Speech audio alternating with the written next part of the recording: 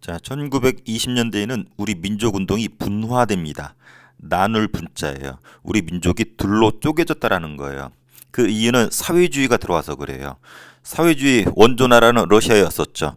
러시아 혁명, 레닌이 일으켜서 러시아는 빨간색 사회주의 국가가 되었죠. 그리고 만든 것이 코민테른이었습니다. 코민테른은 우리 국제공산당 조직이라고 배웠어요.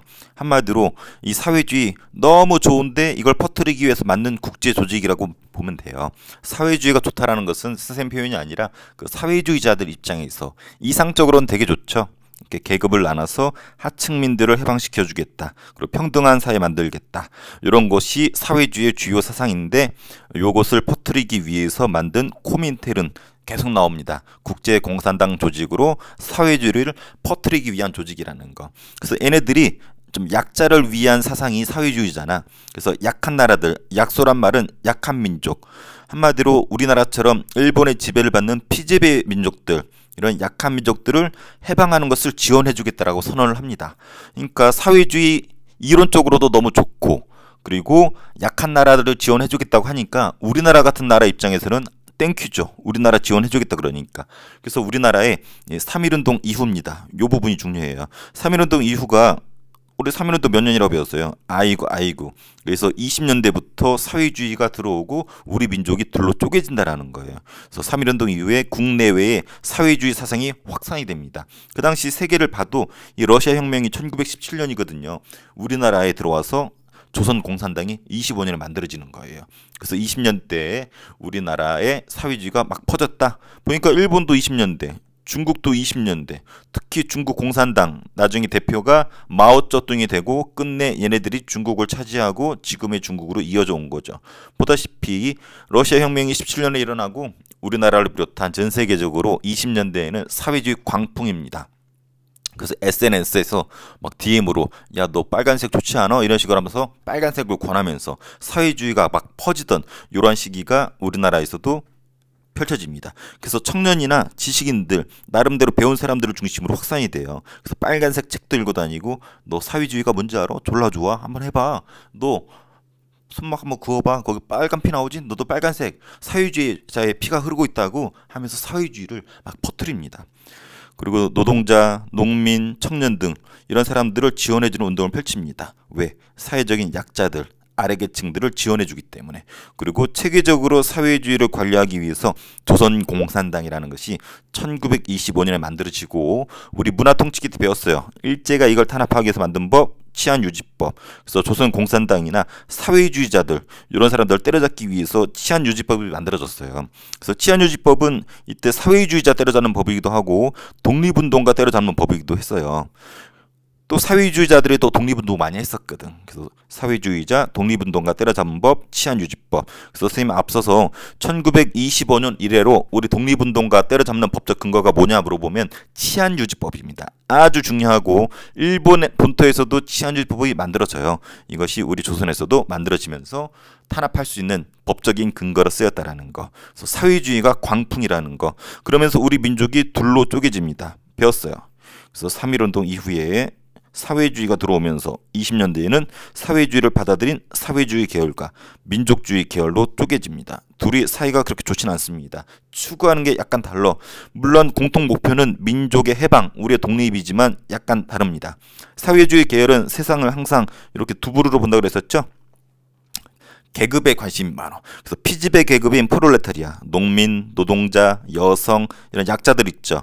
특히 농민, 노동자 같은 사람들 이런 사람들이 세상의 주인이 되는 세상을 만들고 싶어 했었던 것이 사회주의자들입니다. 반대로 요 위의 계층, 부르주아, 돈 많은 자본가들 얘네들이 회사, 공장, 모든 자본 을 갖고 있기 때문에 요 프롤레타리아들이 불행하다 이거요. 그래서 부르주아 계층을 몰아내고 얘네들이 중심이 되는 또 평등한 사회를 만드는 또 사유재산 제도를 부정하는 이러한 개념이 이론이 사회주의자다.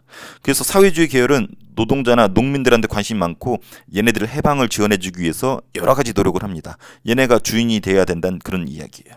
그래서 이런 지원 움직임을 뭐라 부르냐면 사회 경제적 운동이라고 표현을 합니다. 딱 이 표현은 아니지만 흔히들 뭐 사회 운동, 뭐 경제 운동, 사회 경제적 운동 이런 표현을 써요. 그래서 빨간색 계열이라고 그러죠. 사회주의 계열을 얘네들이 했던 운동을 사회 경제적 운동이라고 보통 얘기를 합니다. 사회주의 계열을 우리 옛날에 안 좋은 편으로 빨갱이라고 표현을 했어요. 근데 선생님 편의상 빨갱이라 표현을 하고 거기에 대별되는 비교되는 민족주의계를 파랭이라고 표현을 할게요. 그래서 좀 기분이 안 나빴으면 좋겠어요. 그래서 민족주의계는 약간 달라요. 얘네들은 계급에 별로 관심이 없어. 민족을 더 중시하고 그래서 민족이 해방을 당하려면은 실력을 키워야 된다. 먼저 실력을 키우고 독립을 해야 된다 해서 실력 양성 운동을 펼쳤죠. 우리 배웠었죠? 어떤 거? 물산 장려 운동, 밀립대학 설립 운동, 문맹 퇴치 운동 이런 식으로 실력을 키워서 나라를 구하자라는 실력 양성 운동을 펼쳤던 것이 이 파란색들 민족주의 계열이었습니다.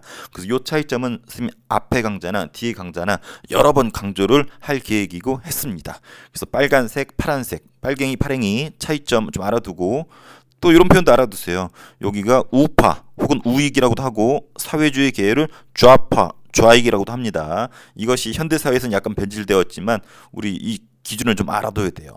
그래서 민족주의 계열, 파랭이, 우파, 우익, 사회주의 계열, 좌파, 좌익, 빨갱이 이런 표현들 알아두기 바랍니다. 그래서 우리 민족이 둘로 쪼개졌어.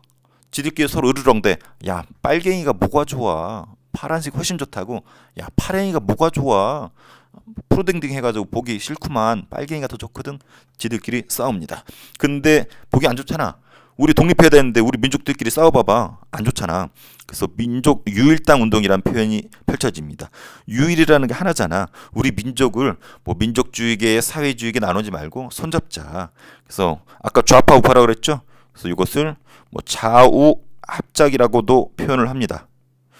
그래서 좌익과 우익이 손잡았다. 그래서 민족 유일당 운동, 좌우 합작 똑같은 표현입니다. 무슨 색이 되겠어? 빨간색과 파란색이 만나면 그렇죠. 보라색이 되죠. 그래서 우리 옛날에 보라돌이 뽀비 거기 보라돌이가 있는 이유가 보라색을 좋아하기 때문에 민족 유일당 운동은 보라색이라는 거. 그래서 이런 사례들이 많이 있고 거기에 상징적인 단체가 만들어집니다. 먼저 민족 유일당 운동 좌익과 우익, 빨간색과 파란색이 합쳐지는 운동이 해외에서 있었어요.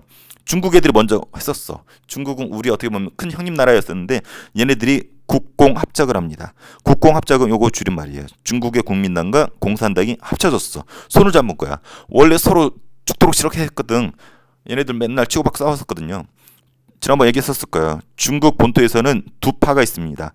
마오쩌둥이 이끄는 공산당과 장제스가 이끄는 국민당이 있었어요. 색깔도 일부러 빨간색과 파란색으로 표기해놨죠. 그래서 파랭이 장제스의 국민당, 빨갱이 마오쩌둥의 공산당. 이 둘이 중국의 패권을 두고 차지하기 위해서 서로 치열하게 싸웠습니다. 이것을 국공내전이라 그래요. 지들끼리 중국 내에 싸웠기 때문에. 근데 외부로 누가 이제 쳐들어와요. 그렇죠. 일본 애들이 쳐들어온단 말이야. 그래서 일본에 맞서서 야 장제스, 야 마오쩌둥, 우리 일본이랑 공통의 적이 있는데 일단은 일본 무찌르고 보자 하고서 이 둘이서 손을 잡습니다. 총 2번 손잡았는데 이때 당시에는 1차 첫 번째로 국민당과 공산당이 손을 잡았어. 그래서 우리나라 사람들은 야 중국이 손잡았네. 야 국공합작을 했대. 야 쟤네도 민족 유일당 운동하네. 이런 분위기가 형성이 되는 거죠. 그런 찰나에 중국 상하이나 베이징에서 한국 독립 유일당 촉성회라는 것이 결성이 됩니다. 말 그대로 한국의 독립을 위해서 유일당 하나로 합치자라는 것을 촉구하는 이러한 단체가 만들어져요. 그래서 중국 베이징과 상하이 등지에서 한국 독립유일당 촉성회. 우리도 하나를 합치자. 중국 형님들도 합쳤는데 우리도 합쳐야 되지 않겠느냐. 그래서 한국 독립유일당 촉성회. 이름 졸라기네. 졸라긴 이런 것들이 만들어집니다. 목적은 합치자. 모여라. 모여라. 그리고 만주에서 이런 분위기 속에서 삼부통합운동이 벌어졌어요. 우리 혹시 기억납니까? 독립운동 우리 전쟁할 때 참정신 그래서 만주 지역의 자유시 참변 이후에 내려왔었던 참의부, 정의부, 신문부 3부가 있었잖아요. 이 3부가 이런 민족 유일당 운동의 분위기를 타고 우리들도 합쳐지자라고 논쟁을 벌였었죠. 합쳐졌죠. 근데 하나로 합쳐진 게 아니라 2개로 합쳐졌죠. 그래서 우리 요거 앞에 봤을 거야. 참정신이 원래는 하나로 합치자는 논의가 있었지만 2개로 합쳐집니다. 어떻게? 만주 남쪽의 국민부, 만주 북쪽의 혁신회. 그래서 요거 배웠어요. 그래서 만주에서 삼부통합운동도 그 당시의 분위기를 타고 벌어진 운동이었었다라는 거. 그러니까 중국 형님들 합쳤어. 중국에서 우리도 합치자는 논제가 있었고 만주에서는 실제로 미완성이지만 두 개로 합쳐졌어. 이런 분위기 속에서 국내에서도 영향을 탑니다. 때마침 60만세 운동이 벌어졌어요. 우리 바로 전 시간에 배웠었죠. 누구의 죽음. 그렇죠. 마지막 황제였던 순종 황제의 죽음을 계기로 사람들이 많이 모이잖아. 그걸 이용해서 만세를 부르려고 했었었죠. 그래서 민족주의 세력과 사회주의 세력이 손을 잡았어요. 다른 말로 빨갱이나 파랭이가 손을 잡아서 같이 만세운동을 계획을 했었죠. 물론 사전에 발각이 되어서 학생들이 중심이 돼서 일으켰지만 일단 손을 잡았잖아. 빨갱이랑 파랭이가 손잡았잖아. 그래서 보라색인 만남이 있었다는 거지. 또 있었어. 조선민흥이라는 단체가 있었어요. 이 조선민흥이라는 단체도 민족주의 계열과 사회주의 계열이 연대 손을 잡았었어. 왜냐면은 이 민족주의 계열 내에서 변절자가 등장을 합니다. 자치운동을 주장하는 애들이 등장을 하거든. 자치운동이 뭐예요? 일본이 허락하는 내에서 자치권을 얻어내자. 한마디로 일제 식민 지배를 인정하는 그 내에서의 자치권을 얻어내는 이런 움직임이 있었는데 한마디로 변절자들이죠. 일제 협력을 인정했기 때문에 일제 식민 지배를 인정했기 때문에 이 사람들 비판을 많이 했었거든. 그래서 민족주의 계열 내에서 둘로 쪼개집니다.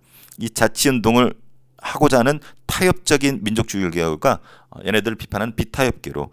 그래서 여기서 말하는 비타협계 민족주의 계열과 사회주의 계열이 손을 잡았어. 비록 일부지만 이 단체가 조선민흥회입니다. 그래서 60만세 운동 손 잡았죠. 조선민흥회 이런 새끼들 비판하면서 좌익과 우익의 손을 잡았어. 그러다가 정우회 선언이라는 것을 빨갱이들이 선언을 하게 됩니다. 이게 무슨 말이냐면 아까 치안유지법 있었죠. 공산당 때려잡기 위한 법, 빨갱이라면 잡아들이는 법이 만들어지면서 사회주의자들이 궁지에 몰리게 돼. 그래서 비타협적 민족주의계. 야, 민족주의계 꼴보기 싫지만 그래도 타협적이지 않는 비타협계는 그래도 봐줄만 하다 해가지고 사회주의 계열이 얘네들한테 선언을 합니다. 야, 파랭이 너네 꼴보기 싫지만 그래도 타협적 민족주의계보단 나은 것 같아. 우리 손잡자. 우리 지금 치안유지법 때문에 지금 졸라 곤란하거든. 우리 좀 도와줘. 해가지고 손을 잡자고 하는 정우회 선언을 하게 됩니다. 그래서 요 세 가지는 국내에서 있었던 좌익과 우익의 소규모든 어떤 선언이든 큰 규모든 손을 잡은 사례가 되는 거죠. 옆에 볼게요. 3.1운동 이후에 사회주의가 들어오면서 우리 민족이 사회주의계랑 민족주의계로 쪼개진 걸 표현하는 겁니다. 그래서 우리나라에 공산당도 만들어지고 요 때려잡기 위해서 치안유지법이 만들어지죠. 그래서 궁지에 빠진 조선공산당 사회주의 계열에서 정우회 선언을 선언하죠. 야, 손잡자. 근데 민족주의계 이때 뭐 물산 장려운동, 밀립대학 설립운동 같은 실력 양성운동을 펼치고 있었는데 자치운동을 주장하는 타협론자가 등장을 해. 한마디로 배신자들이 등장하죠. 그래서 둘로 쪼개지죠. 비타협계. 그래서 이 정우회 선언은 그나마 착한 비타협론자하고 손을 잡자. 그래서 만들어지는 것이 신간회입니다. 오늘 배운 핵심 단어는 신간회. 보라돌이 보라색의 가장 상징적인 단체 신간회. 아주 중요합니다. 무조건 시험에 나오는 신간회. 안 나오면은 선생님이 메가 역사 타이틀을 바꿀게요. 메가 커피로 바꿀게요. 그래서 신간회가 만들어졌냐면 민족주의 중에서 비타협계 민족주의 계열과 사회주의 계열이 손을 잡은 거야. 아까 앞에 연습했었잖아요. 어떤 연습? 60만세 운동 때 한번 손잡아 봤더니 손이 따뜻하고 손이 이쁘단 말이야. 괜찮은데? 빨갱이들 괜찮은데? 파랭이들 괜찮은데?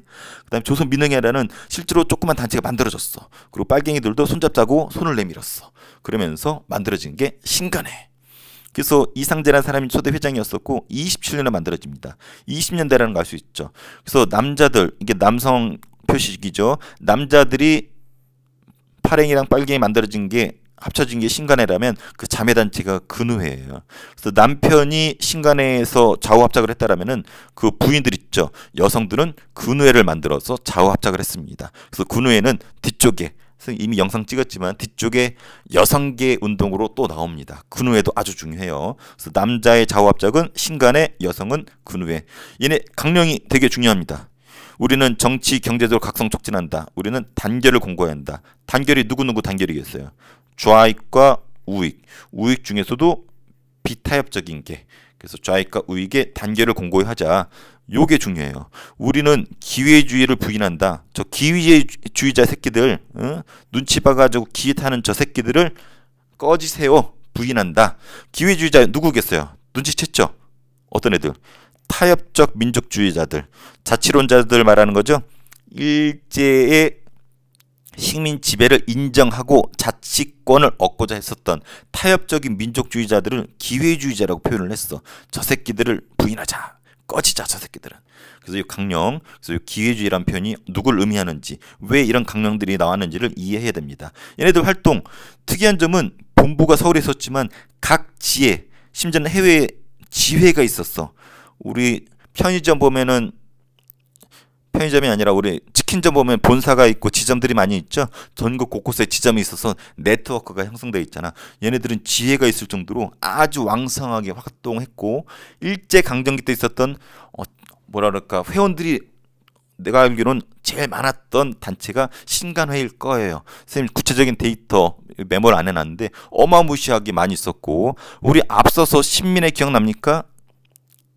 일본한테 먹히기 직전에 신민회라는 단체가 있었잖아. 근데 얘네는 비밀단체였었어. 근데 끝내 해산됐지만 신간회는 합법적인 공식적인 단체예요. 일본도 인정했어. 그래서 합법적인 단체이기 때문에 대놓고 지회를 두고 회원을 받고 많은 사람들을 가입시킬 수 있었습니다. 그래서 지혜가 있었다는 게 아주 큰 특징이고, 그리고 이쪽은 보세요.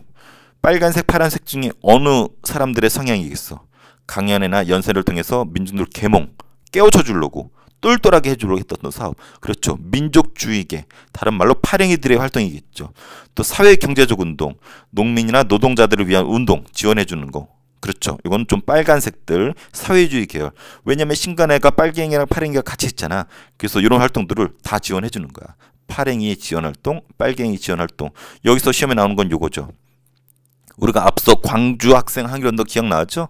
나주역에서 후쿠다, 이 새끼가 박기옥의 머리를 끌어당기면서 희롱하니까 얼굴 좀 자른데 했더니 옆에 있던 박준채, 박기옥의 사촌 남동생이었던 박준채가 후쿠다를 부르죠. 허이 come here 원숭이, 어디 사람의 머리를 끌어당기면서 원숭이가 희롱하는가 했더니 후쿠다가 조센징 새끼란 말에 그냥 눈이 뒤집힌 박준채가 선빵을 날리면서 패싸움이 벌어지고 전국으로 시위가 확산되죠.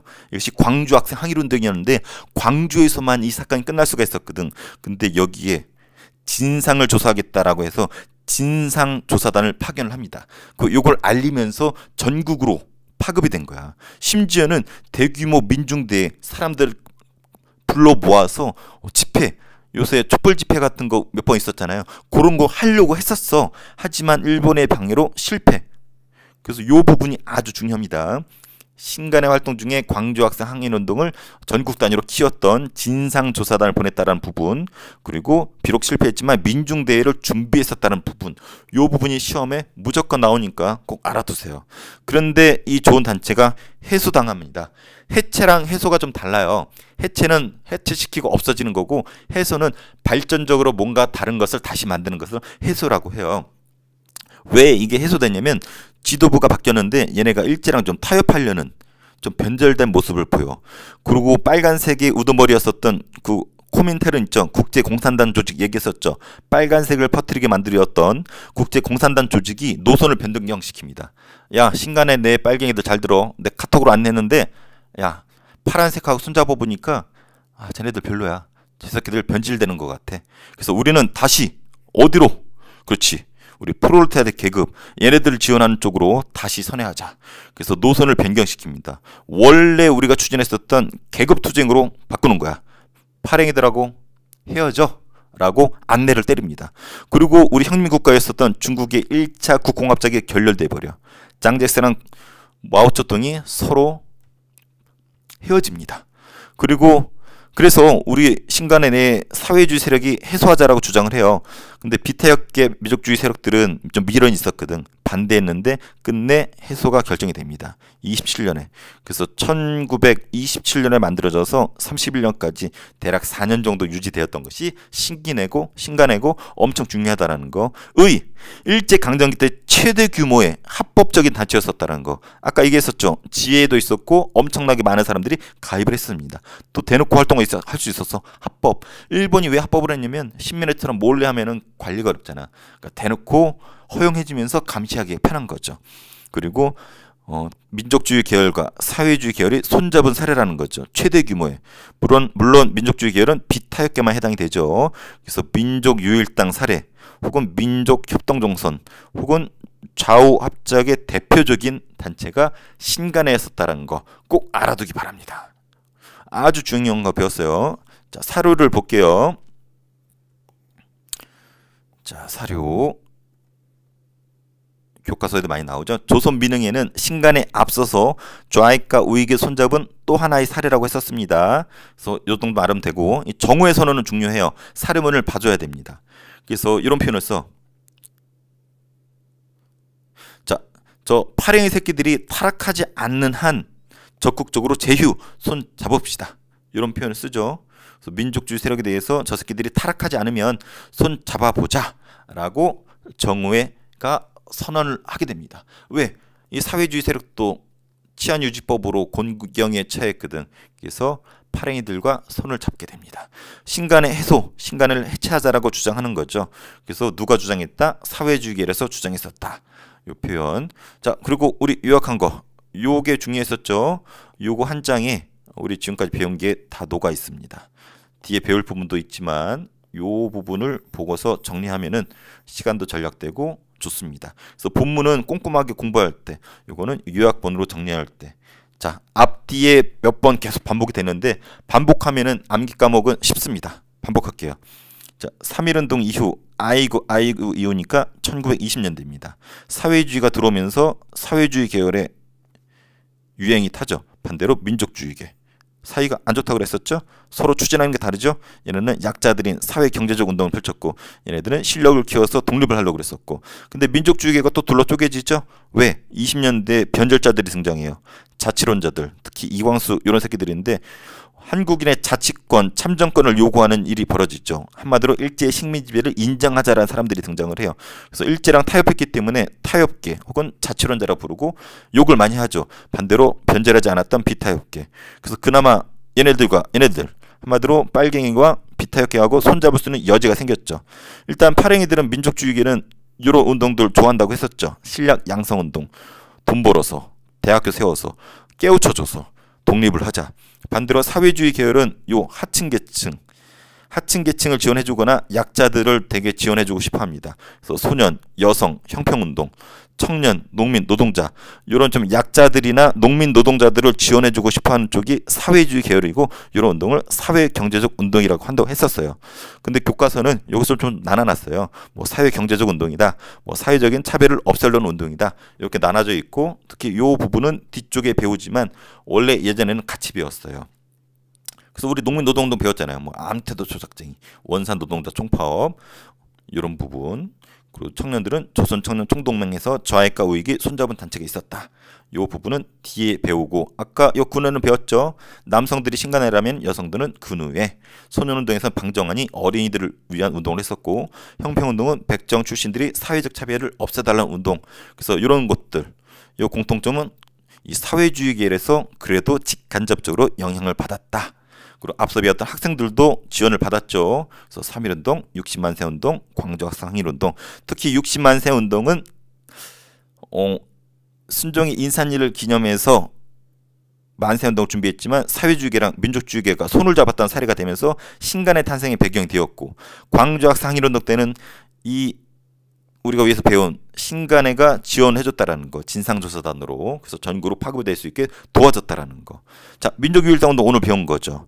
그래서 요 해외에서는 국공합작이 있었고, 중국에서 독립유일당 촉성회가 만들어졌었고, 국내에서는 60만세 운동 때 손을 잡아봤고, 조선민흥회라는 손을 잡아본 단체가 있었고, 사회주의 단체였었던 정오회가 우익한테 손잡자라고 얘기했었죠. 그래서 만들어졌고, 강령 3가지 중에서 기회주의자들을 배격하자라고. 여기서 말한 기회주의자들은 여기 타협한 변절자들을 말하죠. 활동, 합법단체였고 전국이 지위가 있어서 최대 단체였었다. 그래서 광주학생 항일운동 때 진상조사단을 보내서 도와줬다. 민중대역을 계획했지만 실패했었다. 하지만 해체된 거는 새로운 지도부가 우경화, 한마디로 일본과 협조하려는 움직임이 보여줬었다라는 거.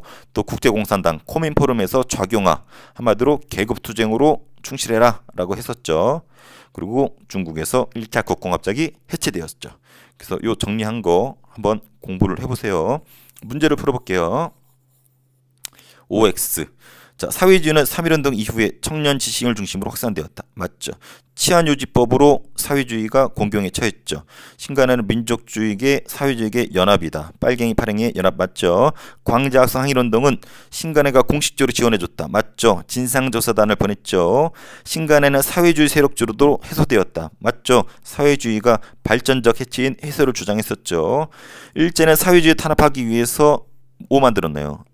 치안유지법을 만들었죠. 요거에서 사회주의자들과 독립운동가들 잡아들였습니다. 신간에는 1927년에 만들어져서 31년까지 4년 유지되었죠. 신간의 강령은 요것도 있지만 제일 중요한 거 누구를 배격하자? 기회주의자들을 배격하자. 그래서 기회주의자들은 타협적 민족주의자 자치론자들이었었죠. 신간의 해체의 배경에는 중국의 1차 뭐가 결렬되었네요. 그렇죠. 국공합작이 결렬되었죠. 국민당의 장제스랑 공산당의 마오쩌둥이 서로 삐졌죠.